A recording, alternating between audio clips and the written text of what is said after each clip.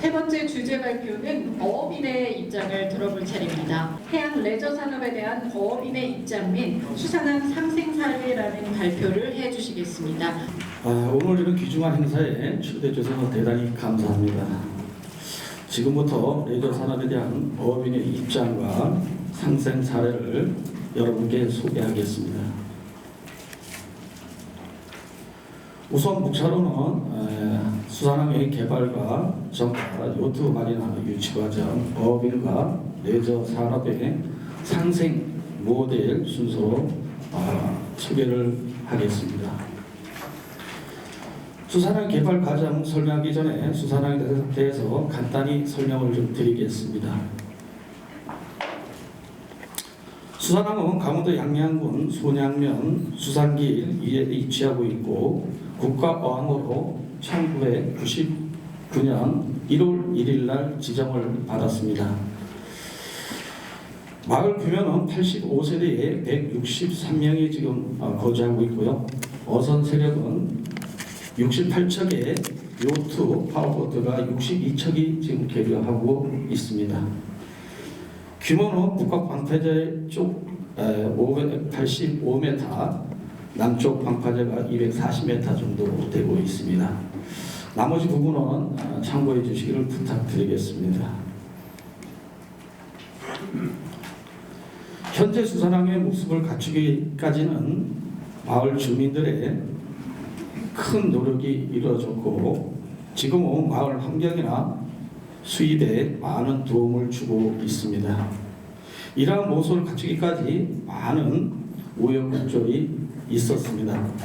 우선 2002년, 2003년에 매미와 무사가 저희 마을을 덮쳤습니다. 태풍은 우리 마을에 많은 영향을 주고 어가들의 피해가 되고 또 시설물을 큰 피해를 주었습니다. 그로 인해 어가 인구와 일자리를 줄어들었고 소득 감소로 인해 젊은이들이 밖으로 나가기 시작했습니다. 또한 고령화가 진행되기 시작했습니다. 하여 2002년 자율관리 사업 및 새농촌 건설 사업을 유치하게 되었고 그 사업으로 인해 바탕으로 어가들의 피해 복구를 돕게 되었습니다. 2008년에는 수산어촌 펜션을 저희들이 건립하게 되었고요. 제대로 된 콘텐츠가 없다 보니 관광객이 줄고 방문객이 유도에 실패를 하였습니다. 하여 신흥 레저 산업인 요트를 생각하게 되었고 2005년은 요트 마리나 시설을 계획하게 되었습니다. 요트 마리나 계획을 하다 보니 부지가 필요했고 현 마리나 시설과 어구창고 부지를 2009년 매립을 통해 부지 확보를 하였습니다. 어구창고와 요트 계획장을 준공하게 되었고 이것이 어항과 마리나의 피셔링 전환이 되었고 지금의 수산항의 시초였습니다. 하지만 2010년 흙으로 덮인 모래성 같은 계류장이었고 더욱 개발이 박차기에 2011년 마리나 클럽하우스와 2단계 요트 계류 시설을 준공하게 되었고 그로 인해 어촌 체험마을과 마리나의 피셜이나 인프라를 구축하게 되었습니다. 2013년에는 체험마을 준공과 입판장 준공을 통해 서로 공생할 수 있는 미래 지향적인 어항의 모습을 갖추게 되었습니다. 모든 것이 정부와 양양군의 지원으로 이루어졌고 어촌계와 강원도 요트대 간의 협약 체계를 통한 구축을 하여 성과를 이루게 되었습니다. 2015년에 체험 프로그램을 다양하게 투어, 투명 카누, 물총보트, 해초비누 만들기, 문어빵 만들기 등을 운영함으로써 해양 레저 체험형 관광왕으로 입지를 구축하게 되었고 그로 인해 찾아오는 관광객과 방문객이 많아지는 효과를 볼 수 있었습니다. 또한 어촌계와 요트 협회 간의 협업 프로그램을 통해 낚시여섯, 요트 승선 체험, 숙박시설, 시금시설, 교류를 통해 어촌 소득 증대에 큰 기여를 하였고 일자리를 창출하게 되고 어가 인구도 증가하게 되었습니다. 하여 2019년도 현재 대한민국 대표 관광으로 6차 산업화 어촌마을과 체류형 해양 레저타운을 발전하게 되었습니다. 이 변화는 어촌 주민들에 관련한 기관 분들의 공조로 이루어지게 되었습니다. 다시 한번 이 자리를 빌어 애써 주신 분들께 감사드립니다. 이제 주요 사업인 마리나 유치 과정에 대해서 소개해 올리도록 하겠습니다. 처음부터 모든 사업이 순조롭지는 않았습니다. 아까 말씀하신 어민들은 어떤 항을 유치하거나 요트 마리나 시설하면 우선적인 게 돈입니다. 발전기금 내놔라. 그러면 해주겠다. 두 번째, 왜 어항을 가지고 요트항을 만드냐? 우리 불편하게. 그게 어민들의 생각입니다. 그래서 그 어민들의 이런 생각을 받기 위해 수차례 어민들과 회의를 통해서 어민들을 또 설득하게 되었습니다. 저는 요트 문화를 1885년에 처음 부딪히게 되었습니다. 저는 스페인 라스팔마스에서 외항선 선장을 한 10여 년 동안 하다가 90년대에 제가 한국에 들어왔습니다. 거기 있으면서 요트를 많이 겪었고 요트도 많이 타보고 유럽의 문화도 좀 배워가지고 왔습니다. 그래서 그런 부분을 충분히 이것이 우리가 돈으로 생각하는 게 아니라 이게 작품을 하나 가지고 우리 마을이 한패해야 되는 이런 마을을 좀 더 한국에 좀 알릴 수, 전국에 알릴 수 있는 방법이 뭐가 있겠네 해서 이걸 선택하게 되었습니다. 그래서 어민들 한 번 한 번 설득하기가 굉장히 어려운 부분이 많았습니다. 어쩐 게 항상 보시면은 파가 한 3파 정도 있습니다. 저를 좋아하는 파도 있고 저를 싫어하는 파도 있고 또 한 가지 지방파가 또 있습니다. 그러다 보면은 항상 어려운 역경이 굉장히 많이 겪게 되었습니다. 그래서 참 어려운 여건 속에서도 특히 나이 드신 분들은 이런 생각을 많이 합니다. 내가 죽으면 아무것도 아닌데 지금 돈이 필요하지 무슨 놈의 그게 들어와서 뭔 효과를 본다고 이 좋은 항에다가 그거 갖다 설치하려고 그러냐 하는 이런 이제 욕도 아버지 같은 분들한테 욕도 많이 먹었습니다. 하지만 끝까지 설득을 걸쳐서 수사랑에 이렇게 멋있는 요트항을 또 만들게 되었습니다.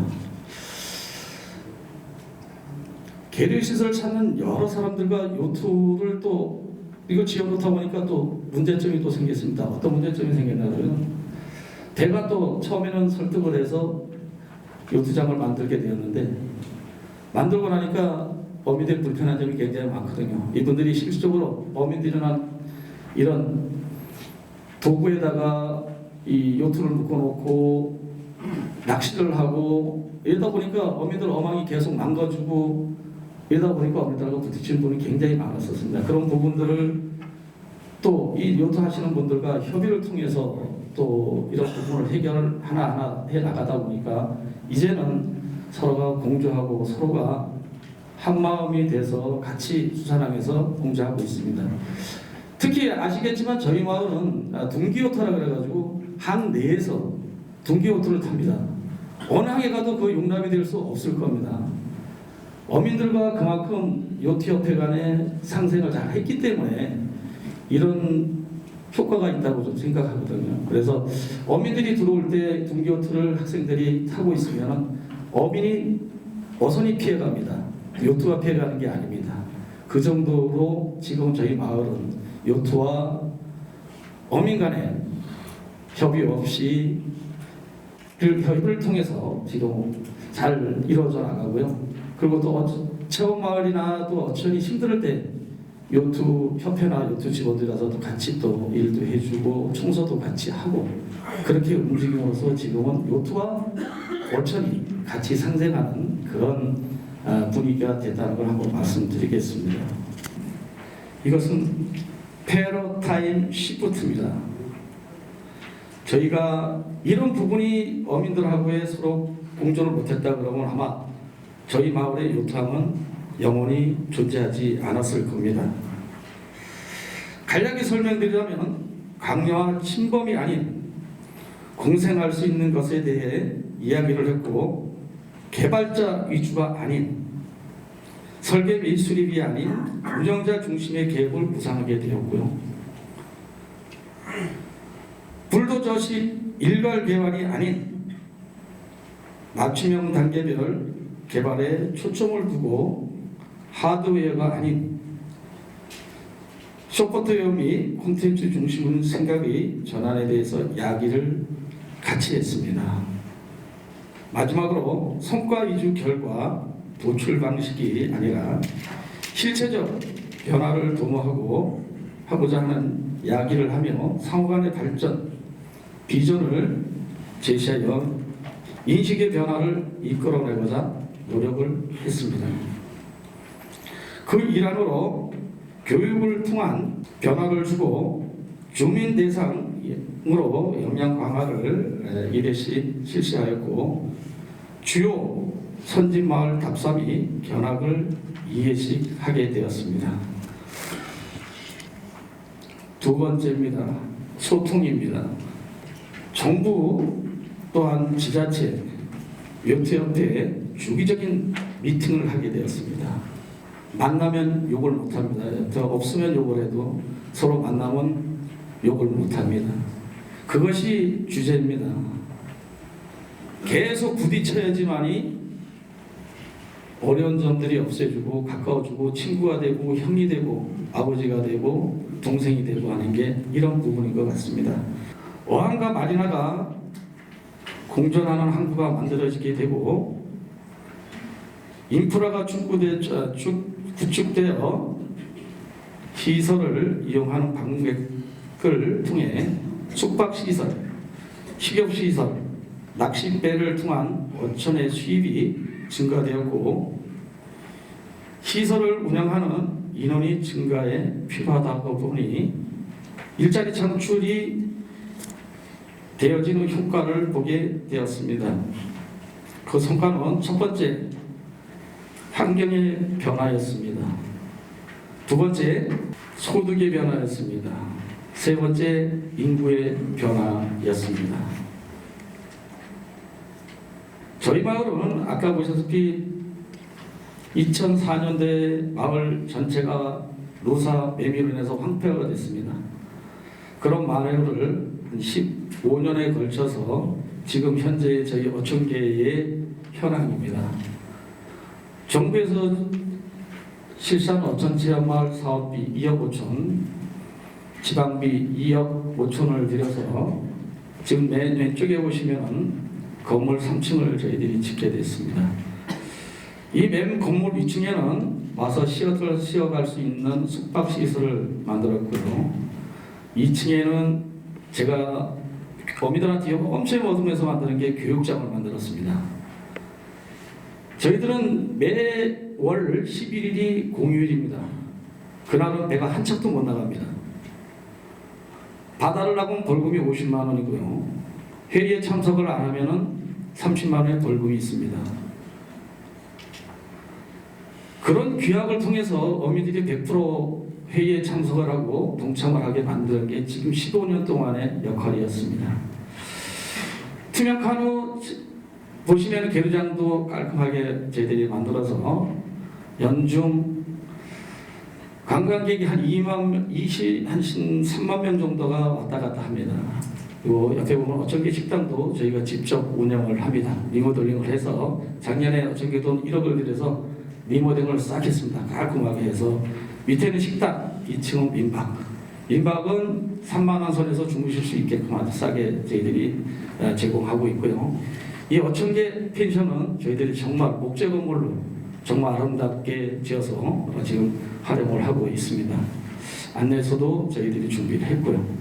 이러한 부분이 12년 동안에 저희 어촌계의 노력이라고 보시면 될 것 같습니다.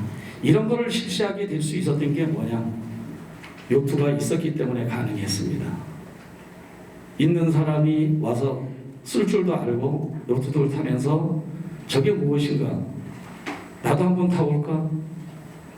그러면서 부모들과 자식들이 와서 요트도 타고 투명 카누도 타고 와서 식사도 하고 갈 수 있는 여건들이 같이 이루어졌기 때문에 저희 어촌 체험관이 이만큼 커질 수 있었다고 생각을 합니다.